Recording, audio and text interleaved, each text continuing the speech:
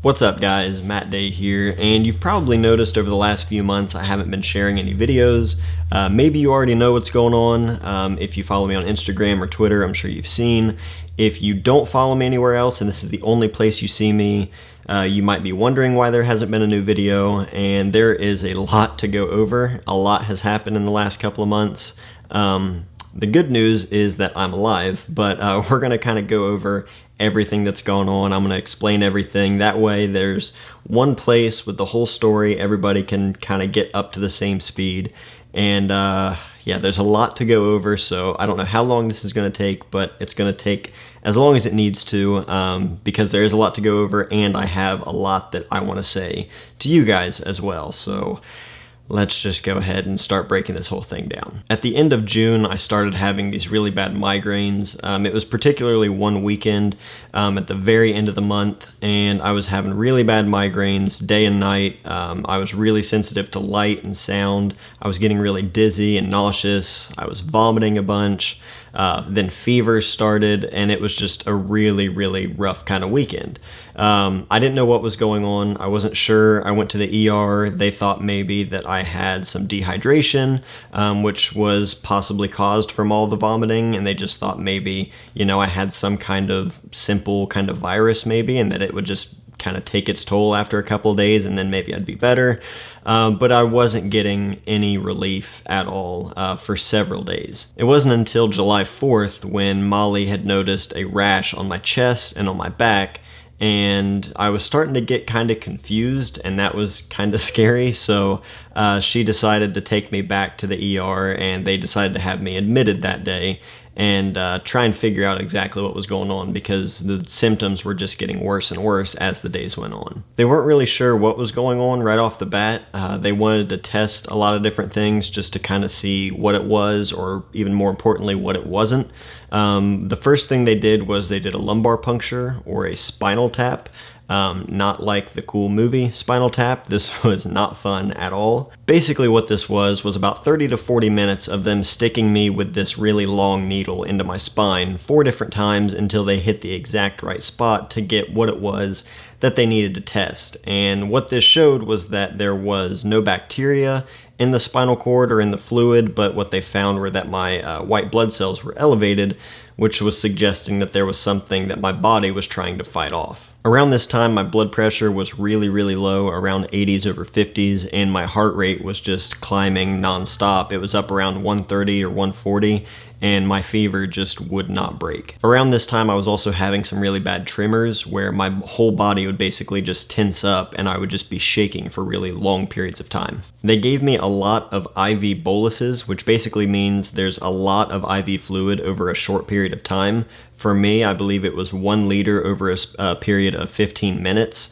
and they did this over and over and over that night, trying to bring my blood pressure up, lower my heart rate, and also they gained me a lot of weight, because in one night I gained 20 pounds on just fluids alone, and I got big. Like, I didn't realize how much it had put on me overnight, but I saw a photo afterwards, and it honestly didn't even look like myself. It looked like someone had inflated me with an air tube or something. It's funny now to look at. I get a kick out of it every time I look at it now, but at the time it was really, really bad. So my fever was still around 103. They couldn't do anything with medication to bring the fever down, at least for an extended period of time.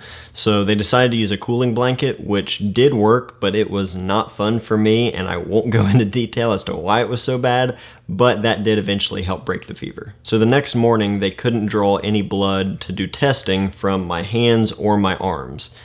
They were trying to, but they literally couldn't. There was no blood flow going to any of my extremities. My fingertips and my toes were like this gray color, and my hands and arms and legs and feet were just basically white at this point. So all of the blood in my body was being kept around my vital organs, basically meaning, my body was trying to save all that blood for the most important stuff, because things were trying to shut down at this point. After this, infectious disease came over and decided that my symptoms were probably from a tick-borne illness, meaning an illness that I got from a tick bite. Working out in the cemeteries all the time, I always find ticks on me. There was one tick that got all the way to my big toe several weeks before this. That was the most recent tick that I had found. I kept an eye on it, didn't get any kind of rash from it or anything, and it was extremely tiny. But that's what they were, asking about, if I had had any ticks on me, and I had had multiple on me this year alone. It's almost inevitable where I work out in the cemeteries. They're gonna get on me at one point or another. So once they decided that was kind of the thought that Molly and I had, especially Molly. She was pretty certain this was a tick-borne illness right from the start. So we decided to go with an antibiotic called doxycycline, and it's just a common antibiotic that they use to treat tick-borne illnesses. And they just thought, if this isn't it, this antibiotic isn't going to hurt you any, so it's worth a shot, because I had been tested from a blood test for a tick-borne illness, but these things take several days before you ever get any results back, so that's what we decided to go with. At the same time, I was also being tested and having a lot of imaging done on my brain and my spine as well, just to see if there was any kind of swelling or inflammation around either of the two, which there was around my brain. So that swelling around the brain is known as encephalitis, and this is what was causing the tremors really bad, also due to the fever. At this point, I had pneumonia, a UTI, pulmonary edema, which means fluid on my lungs, and I was basically just full of fluid from all the boluses I had, hence why I was the size of a small car. However, all the fluids that they were giving me, it was completely necessary. It's just, there were also complications because of that. So about 16 hours after I had the antibiotic in me, I started to feel like a completely different person. I had no fever anymore, the body shakes were gone, the pain in my head was gone, I was feeling much, much better. But the doctor came in to do an assessment, and we noticed that I couldn't move my arms. When the doctors assessed me, they assessed that my arms were areflexic, meaning there was no neurological response from my brain whenever they would test the reflexes. All of this was caused by the encephalitis, the swelling in my brain, and the lack of blood flow to my arms. So I was technically more stable because all of those other symptoms seemed to go away, but the doctors at Adena Hospital here in Chillicothe, Ohio, said that I needed to be seen somewhere with more resources, so that's when they decided to send me up to Riverside Hospital in Columbus, and I was sent to the neuro ICU. At Riverside, my symptoms did start to improve once I got there. I went from not being able to lift my arms up off the hospital bed to being able to move my arms, but it was still pretty limited. And from there, they decided to do more testing and see if there was anything else going on. What they diagnosed me with at Riverside was critical illness myopathy, meaning my muscles in my arms, they got really weak and were just kind of wasting away. So that mixed with the encephalitis from the swelling in my brain, all of that kind of together contributed to the lack of sensation and mobility in my arms and hands. So over several days at Riverside in the ICU, they did several different scans, MRIs. They also tested to make sure there was no permanent nerve damage in my arms, which there wasn't, which is a really good thing. That means I'll make a full recovery. But after that, they told me that, I was okay to go home. At that point, I wasn't on any kind of heavy medication or anything. The only thing I was taking at that point was the antibiotic for the tick-borne illness. And they just said that, that was likely it, considering all the symptoms had gone away, so they told me to just continue that.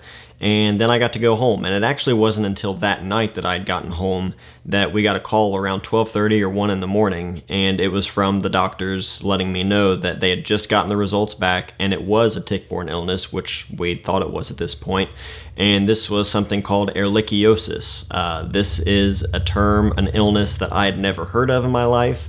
Everything that I've read and that I've been told is that it's much more common in dogs, but I guess I'm just really lucky, so I got it anyway. So that's pretty much where we're at right now. How I'm doing, I can kind of break up into two different sides. So my left side of my body, I should mention that my feet and legs, nothing was affected there. It's literally just in my arms, so that's really good. I can still do a lot with that, but I do have some things to kind of jump over and work around with my arms being the way they are. So on my left side, my left arm is really, really bad in terms of mobility. I can't really do much with it. I can lift it, but that's really just using my lat lats. It's not actually, lifting on its own. I'm pretty much dealing with just being able to bend at the elbow and use my forearm and my left hand. My left hand I'm able to do pretty much anything with. My grip is still pretty strong. I have a little bit of numbness in my left thumb and in my palm of my left hand, but that's really about it. It's pretty much, how it was before all this started. On the right side, it's a little different. I can lift my right arm up over my head. It's slow and very weak, but I can do that. I do have control over it. It's just really weak. Like I mentioned earlier, in one night I gained 20 pounds from all the fluids, and then over a span of about 3 days after that, I lost 40 pounds just from laying in the hospital bed and not being able to use my arms. The muscles you lose really, really quickly. It's kind of insane to go from, I weighed 165 when I went in, then I went to 185, and then I went to 145, all within just a few days. So my body went through a big shift in that regard, and that was pretty rough on my body, but my right arm, like I said, I have the full mobility, at least most of the mobility, but my right hand was severely affected. I have very, very weak grip in my right hand. Whenever I got out of the hospital, I really couldn't move my index finger at all. Now it's gotten much, much better. I've been doing tons of different exercises, to work on that, so that's why it's gotten better. But I'm happy that it's come such a long way, but I still have a long way to go. Seeing the improvement in, my left arm or in my right hand or just kind of in my body in general has been good. It's definitely improving, but it's also been really, really slow. Those nerves regenerating take a long time. It's a really slow and unfortunately painful process. I've been dealing with a lot of neuropathy, and the numbness in my forearms and my hands, the pain from that has been honestly the most painful thing I've ever experienced. I was not expecting that. It has gotten better in the last few weeks, but those first few weeks when I got out of the hospital, those were probably some of the hardest things I've ever gone through. Like I said, I'm happy things are doing better. I do have a long way to go, but it definitely looks better ahead than it did behind me. So it's been almost 2 months that I've been home from the hospital. I've been doing occupational therapy and physical therapy 2 days a week, and I've also just been doing different exercises that I can do here at home, as well as getting back into the gym. It's unreal to look at videos from just, a week or so before all this happened, where I was throwing a bunch of weight over my head and I was making progress and I was feeling really good, to now, struggling to basically do this with my right hand. It's almost impossible trying to do that. So it's kind of crazy to look at stuff like that, but like I said, getting back in the gym has done a lot for me, mentally and physically. Doing a lot of different stuff with just resistance bands and using my body weight, things like that. And just kind of being in that environment as well with people that are good friends of mine, that's definitely done a lot as well. So trying to stay busy with that and really just kind of focusing on my recovery in general. I've also been trying to document my recovery just because I felt like I needed to make something positive out of all this and have something to focus on and work on. And I'm going to talk more about that next week, so I won't get into it right now, but I'm really, really excited about that. Unfortunately, I'm not able to work at the moment just due to the lack of weakness and control. I don't think I should be anywhere near engraving a tombstone with my hand the way it is. So that's unfortunate, not being able to work. Luckily, I have things like YouTube here, where you guys have always been super supportive, and I have people like Squarespace who have sponsored my channel for so long, and they've been extremely supportive in this whole thing, and I can come back to YouTube and at least have some sort of financial income through that. So that's a big, big plus, since I can't actually do what I normally do for a living. And in the meantime, I've just, like I said, been staying focused on my recovery, doing a lot of other things in my free time where I normally don't have free time. I've been reading a lot. I've been building with some Lego, because that's also some occupational therapy, so that's been nice as well. I can't do as much around the house or with our kids as much as I normally would. That's probably been the hardest part, in all honesty, not being able to play with our kids as much as I normally do, or like I normally do. Although Molly's parents, for about the last year, had been planning this trip for us to take where they took me, Molly, our 2 kids, all of Molly's brothers, and all their families to Carolina Beach. And that was just a couple of weeks ago.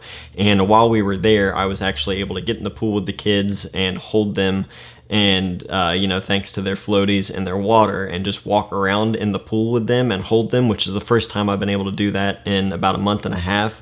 So that was honestly probably the highlight of the entire trip. As for my recovery time, we don't really know exactly how long all of this is going to take. Like I mentioned earlier, the nerves regenerating, it's a very slow process, but I am going to make a full recovery. Once the nerves come back, I can start focusing on strength training and getting back to where I was before.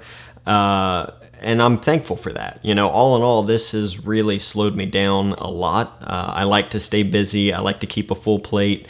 But physically, this has changed me to where I have no option. I have to slow down, and I have a long road ahead of me to get back to where I was. But more than anything, I'm just thankful. I've been a pretty positive person, I think, for most of my life. Everybody has their days, but I usually try to see things, see the good side of pretty much everything. And I think this situation, more than anything, just kind of really enforced that even more because, when I was in the hospital, when things started shutting down, I didn't think that I was going to make it.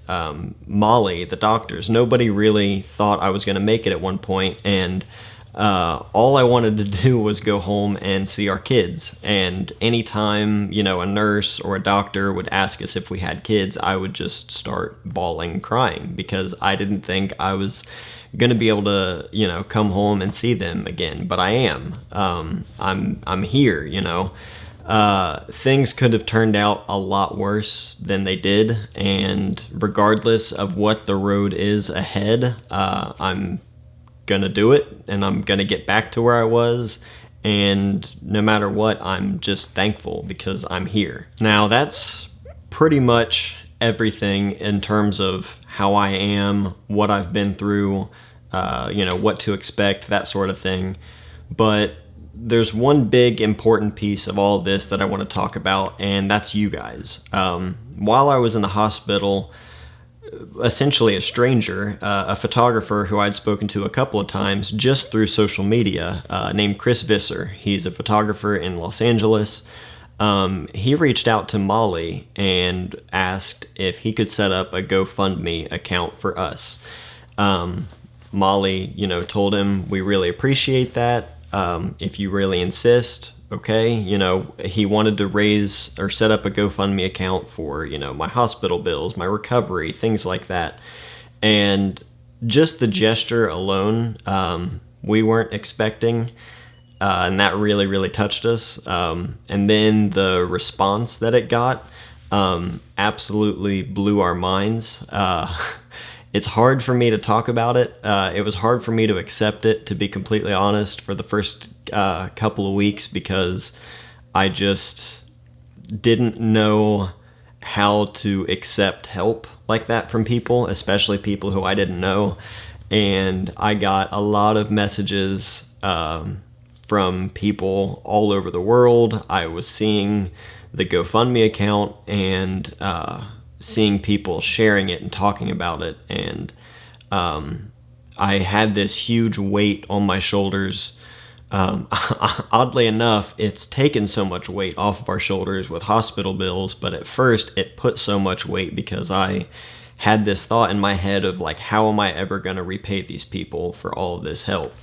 And that for me was like the hardest thing to come to grips with. And my wife and other people had to kind of sit me down and be like, listen, people want to do this because they care and they want to help, and you would do the same thing if you were in their shoes, which I would. And nothing I can say in this video will repay anybody or show how thankful we are, but from me and my wife, our kids, everyone in our entire family, thank you, because this was, like I mentioned, one of the hardest things I've ever gone through, and with our whole family, losing my dad a couple years ago, to my mom who's currently going through radiation for breast cancer, to now this, there have been a lot of things in just the last 2 years, and everyone who is subscribed to this YouTube channel or follows the Instagram, I've received nothing but the most unbelievable amount of kindness from people who are complete strangers in the grand scheme of things, but people who I've connected with through social media, and I cannot tell you how much that means to me. So thank you for all of that. Huge thanks to Chris Visser, who is an extremely talented photographer and an incredible human being, for even reaching out to do something like that. That has helped our family more than we can say. So thank you from the bottom of our hearts for that.